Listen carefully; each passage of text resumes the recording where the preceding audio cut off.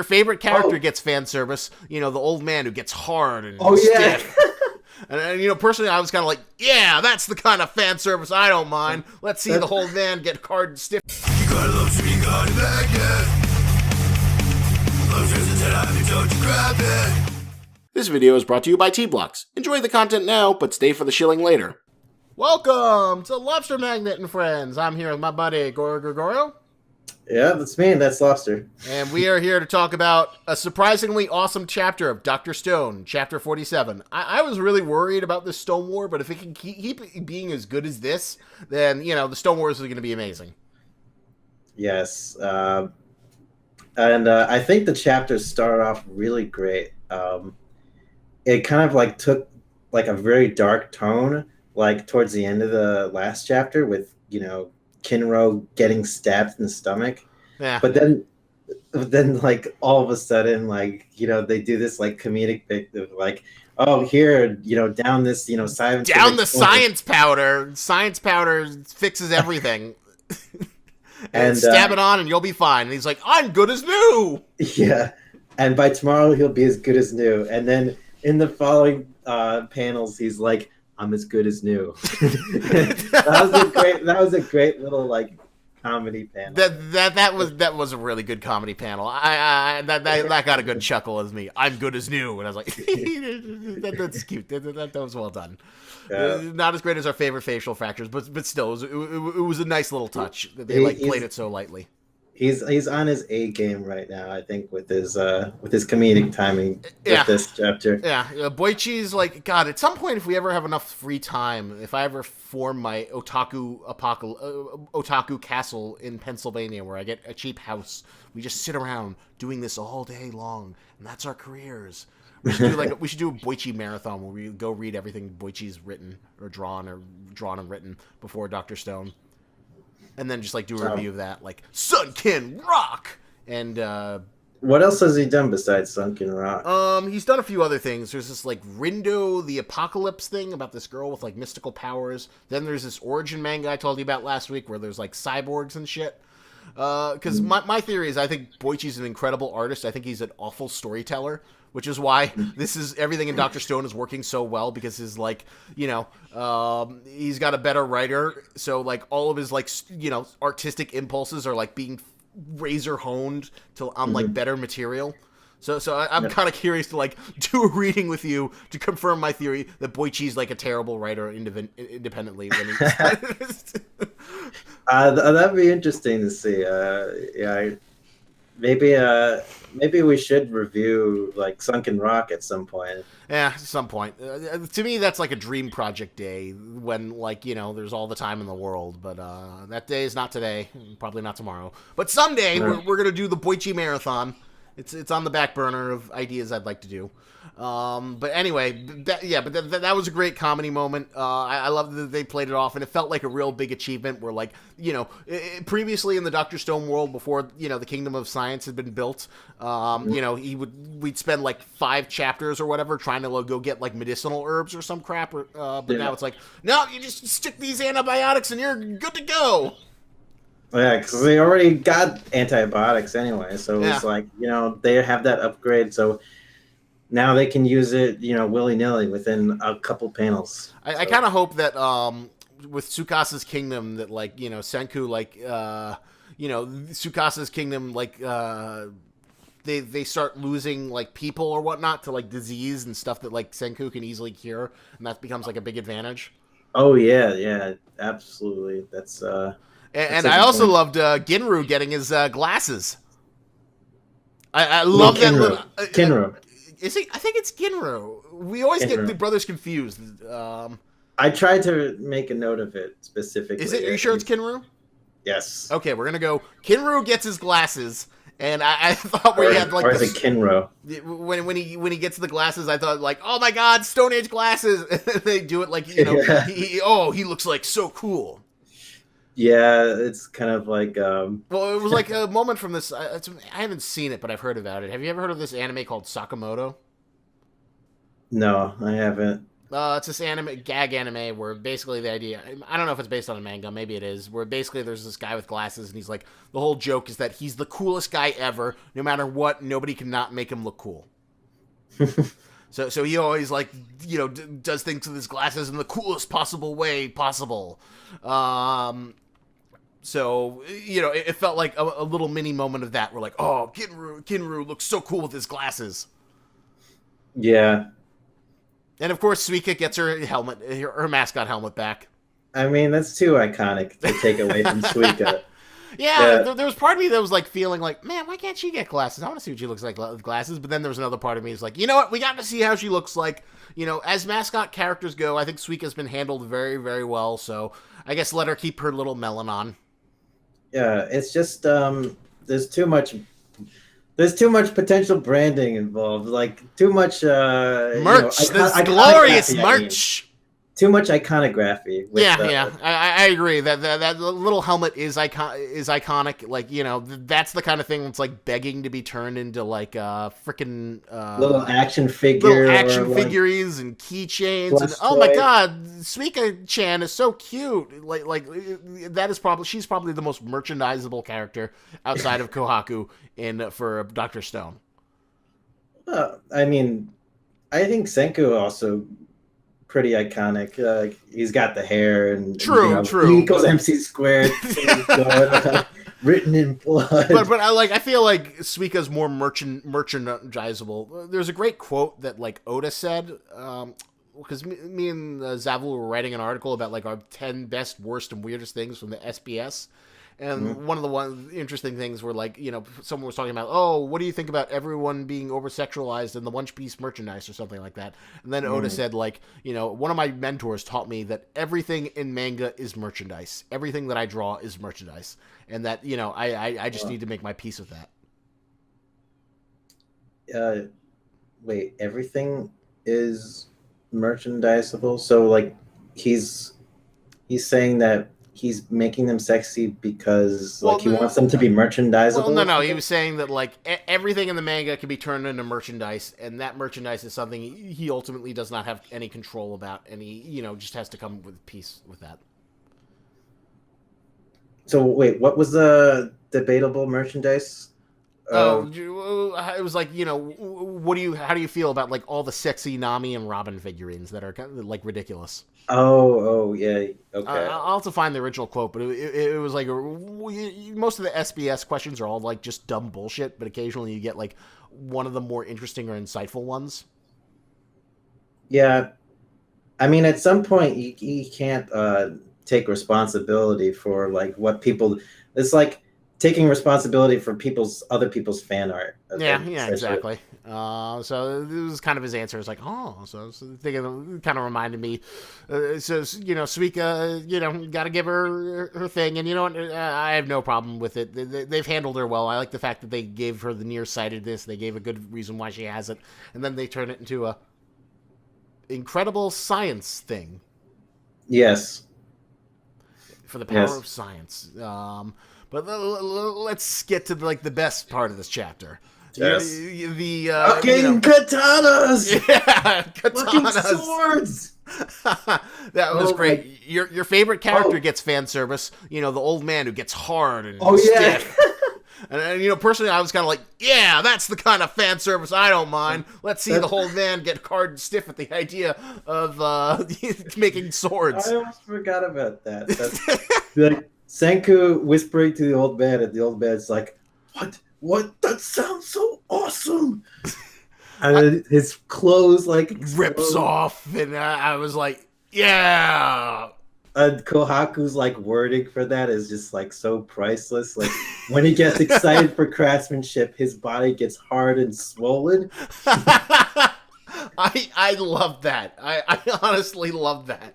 I love the man service combined with like the innuendo. Man service. It was great. I love it that like the guy gets a hard rage on for making stuff in science, and I think that's like maybe the core appeal of Dr. Stone that like makes it really stand out.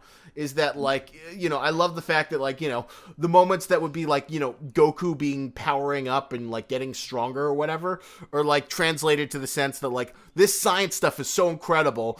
Oh my God, that's so awesome. It's so cool. I can't wait to do that. If only that was like in the real world where like, you know, as opposed to like being boring and tedious and filled with, you know, data and stats and figures and, you know, things that are boring. But, you know, I love that the message of Dr. Stone is that like science lets us do this incredible stuff that's awesome and let's go do it. Yeah. Normally, I don't know if we'd be as excited about, you know, making an all-cure formula or anything like that. But inside this manga, it just like it plays it so well. Like it works. It works great. It works absolutely fabulously. You know, it's the best thing in the world. Dr. Stone forever. By the way, this is a really nice touch for all of them to be wearing like, you know, traditional Japanese. Oh yeah. I love that like spread page where they you know, they get the swords. And that was like the best moment. And Magma is like double wielding. Even Magma. It's interesting that Magma's like kind of like being brought back into the fold of the village. Yeah. Like I swore he was gonna like, and he might still like eventually you know, defect over to Tsukasa's kingdom. But like right now, they're kind of like giving him a little bit of a redemption arc. I don't know if you call it redemption arc, but it's like he is somewhat being redeemed within, you know, the screen time that he's given. Yeah, a little bit, a little here and there. Well, it's interesting. It's very comparable. You've probably never heard of this. Have you ever heard of Troll Hunters?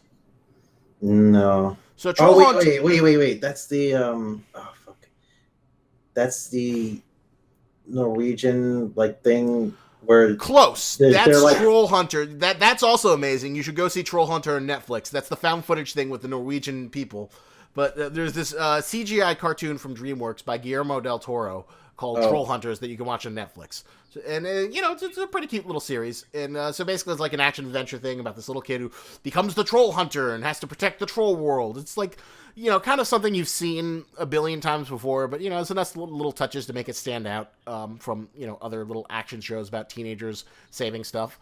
So I enjoy it. So one of the things I really enjoyed in Troll Hunters, they have this little mini arc where, you know, the main character, Jim, has to fight this other troll who was the son of the previous troll hunter. And he's like, you know, I hate you. You're a human flesh bag. You're a piece of shit. I should be the troll hunter because my dad was the troll hunter. Fuck you. So then they have the little fight in the arena, and then, you know, the troll guy loses, but then he like winds up like living in Jim's house. And they little by little, they like build this like sort of nice friendship over the course of the series as the humiliated troll, you know, comes to terms with by helping, you know, the troll hunter. And, you know, it's a nice little arc. And I'm kind of like reminds me of what's happening with Magma right now in the sense that like, you know, he throws the rock to scare them away. He's following Seku's orders. Now he's got swords and he's like kind of going, even though he lost the competition, he's like sort of like redeeming himself little by little.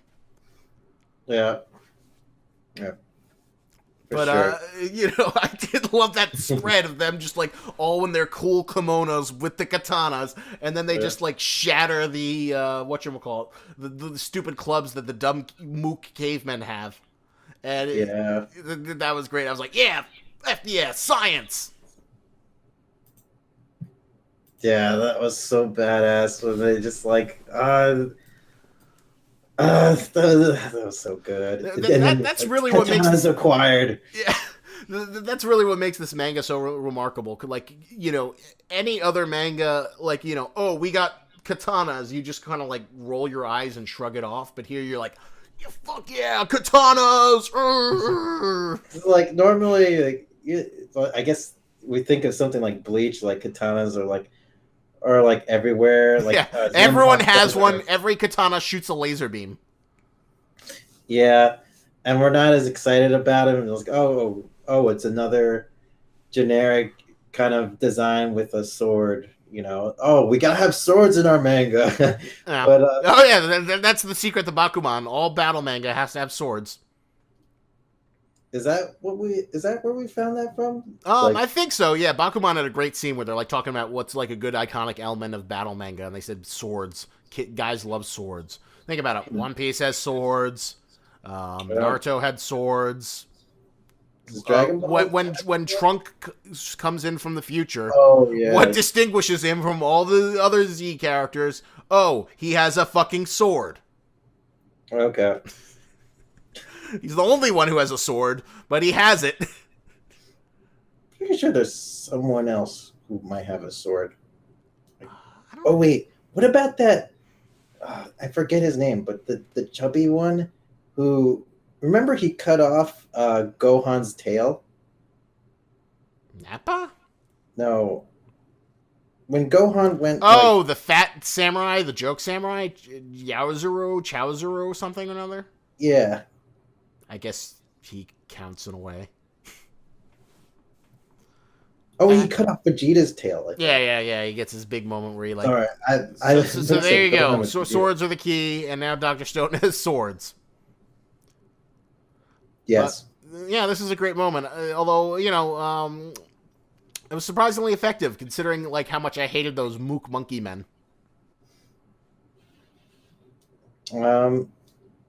Yeah, but right now they didn't bother me as much in the previous chapter. Maybe because I'm like a little bit more used to their characters. Like they're supposed to be kind of jokey characters now, I guess, in a sense. Well, they're supposed to be like somewhat intimidating in the sense that like, oh, these are like badass guard dudes, but they're not. They also look They they also look better drawn this chapter. They felt a little bit like they were like a little bit more intimidating than they were in the last one. Oh, you think so? I don't know. I don't know. I thought the art for them was better because I feel like the art last time like more emphasized the spear guy, and I'm still not super sold on him. And I still feel like we need, like, after that promise of, like, sunken rock dudes, I want to see some more strong people on, some ridiculous thing that primate guy has for his kingdom. Yeah. You looking through the art. But overall, this was, like, a great little chapter. And if, like, I was afraid the Stone Wars would, like, kill Dr. Stone. But, if we can have this, like, great dichotomy where, like, oh, my God, here's an incredibly, Fist of the North Star guy. And then, like, oh, well, we beat Fist of the North Star because we have pulleys and levers and cool science trap. Then, I'm fully on board. And Gin from Samurai Champloo is... now. Oh yeah, he does. Oh, and that exactly. Kinru should be like Gin from Samurai Champloo, where he's like the most badass samurai. Jin, I think it's Jin. Or Jin? Yeah, it sounds about right. Jin. Yeah, exactly. He does look like him, and he looks great with those freaking glasses. It's amazing. That was my first thought when I saw him with that getup. I was just like, that's totally a Samurai Champloo like little throwback. This is a good chapter. So, what were your thoughts on? What was your rating? What would you rate this? This was a 9 chapter for me. I agree. I'm almost half tempted to go like 9.5 because I thought it was like the perfect little self-contained piece of manga storytelling. It was like probably one of the we'll get into Hunter x Hunter. I'm curious to hear what your thoughts about Hunter x Hunter was, but probably like. Probably the most satisfying chapter of this week out of all the stuff I saw. Yeah, I actually agree. I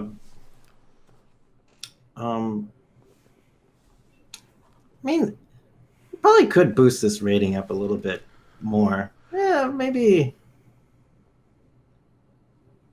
it is a 9.5 chapter. Yeah, it was pretty close to like, as good as the series has been in its like peak most incredible moments. It's hard to find that much fault with it, except maybe like the spear guy isn't really selling me. That's like the one thing I would argue against. I don't like him that much. Yeah.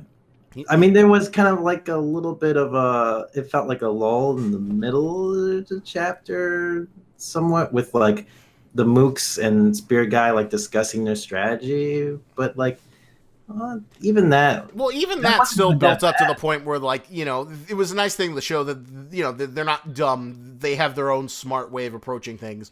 It's like, oh shit, the village is screwed. They don't have as much time as they thought. But then, bam, Katanna's to the rescue. Smash through their shitty stone weapons. The Iron Age is here. Yeah, exactly. Well, It's interesting, That's though. cool. Like, I don't know if there's, like, a larger trend, but have you ever heard of this manga? I think they have it on Manga Stream called Grasharos. Grasharos? No, never heard of it. It's basically this... it's another caveman manga. Is there going to be a caveman manga trend after Dr. Stone? Maybe Dr. Stone is like, We you saw know... the success of Dr. Stone. Well, the Grasharos... Just like Fairy Tail was like trying to be like One Piece or something like that. We're gonna get a whole bunch of like imitators. Possibly. Grasharos, though, is a more realistic. Basically, it's like it takes place in like 10,000 BC or what. Oh whatnot. wait, I think I have seen like With like the a kid little and the mammoths. tiny bit. Maybe like the very first like few pages of the first chapter. There's like this guy and he like kills a mammoth or a rhino or something. I actually don't remember that part at all, but the one I saw, it looked like it was really like super detailedly drawn. Yeah, it's definitely well drawn. It's definitely interesting. Dr. Stone's still better so far, but I think it's fun to see this trend of like freaking caveman manga that maybe Dr. Stone is leading. I think Dr. Stone's art is like probably better than that one, though. Really? Well, Grasharos, I think the art is like surprisingly impressive. But well, Dr. Stone, I feel like is a more versatile art style in terms of like how it like manages to go from super goofy to ultra badass serious. Not all the time that more detail, more realistic means better art style. I think, in my opinion, because I mean, Dr. Stone has like kind of a blend in a lot of ways between the realism and like abstraction, and I think like the way he does it like so like seamlessly a lot of the times, it really I think it's really masterful. Totally agree. He is really, really good. So yeah, another chapter of Dr. Stone. And remember, all you Dr. Stone posers, we were on this Dr. train. Stoners. Yeah, Dr. Stoners, give us your comments in the below. Did you love the katanas as much as we do, Dr. Stoners? And remember, let all those like Dr. Stone posers that you were here first get your Yes. your Senku approved glasses to show that you are the Dr. Stone. Yeah. Write E equals MC squared on your lab coats. I love it how that was like something we mocked when we were in the Dark Age, and now we're almost kind of like, I like that. I kind of want to start just throwing E equals MC squared on shit because that's how much I love this science manga. Yeah. All right, I think that finishes our thoughts. Thanks for hanging out with us, and remember, lobsters and tennis, but don't you grab it. Do you like clothes but hate shopping? Then T-Blocks is the subscription service for you. But I know what you're thinking. But Lobster, how is that any different than Loot Crate or the other subscription services? Well, T-Blocks sends you t-shirts, which is clothing, which is actually useful, unlike the useless swag junk that Loot Crate keeps peddling on gullible schmucks. And this isn't just knockoff brand crap. T-Blocks hooks you up with licensed shirts for all the stuff you love, because you need clothes. How else are you going to keep your puny human man flesh protected from the elements? T-shirts are useful for any occasion. Wear them, give them to friends, give them to enemies, knit them together, make a quilt. T-shirts are life. And you know the best part? It'll only cost you $6.99. That's right, you can get 12 shirts sent to you for once a month for only $6.99. And you know what? If ultra cheap licensed goods are too basic for you, then there's also the Community T-Block set, which features original designs from the best up-and-coming artists so you can keep that hipster street cred. But I'm here to save you even more money! Use the code LOBSTERTBX at checkout and you'll save 10% on any order. Be a t-shirt wearing god amongst mortals. Use the power of the most expensive seafood to get you the cheapest t-shirts now!